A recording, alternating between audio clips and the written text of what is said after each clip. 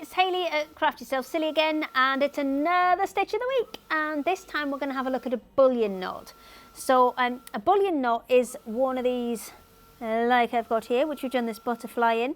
It's kind of long stitches with lots of twists of thread all the way around them, so we're going to show you how to do that right now.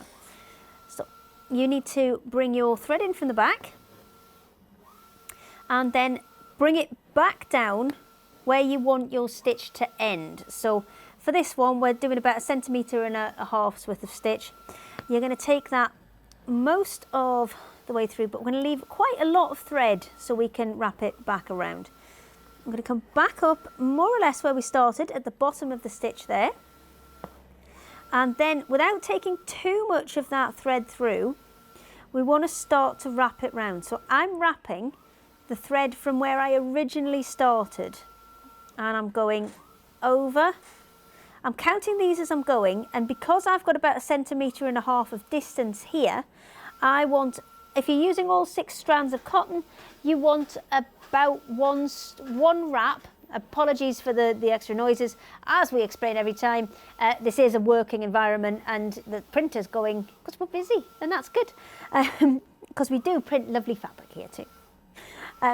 So I'm putting 1 turnover for every kind of millimetre that I'm going along. So that's kind of about 1.5 centimetres, therefore 15 millimetres, therefore 15 turns. So I've got 3 on there at the minute. 4, 5, 6, 7, 8, 9, 10, 11, 12. Now I don't want them too tight, because if they're too tight I won't be able to pull my needle through. And I'm just holding the top of the needle there, just to help kind of secure those as I slide them down. So I want to get them off that needle. Now this needle's quite a good one because it's not too thick at the base there. If you've got quite a thick needle at the base, you may want to change it for something a little bit thinner.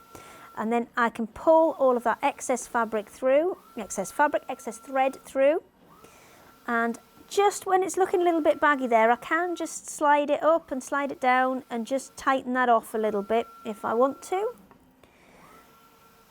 And then just keep pulling, pulling, pulling. And what will happen is all of that excess thread will eventually pull through. You can see it just starting to settle down there, and you can pull all of that through, and what you'll end up with is a nice flat knot. Now you can do this in a number of different ways. That's just a straightforward straight knot. What we'll do in another video is we'll show you how to create curved knots.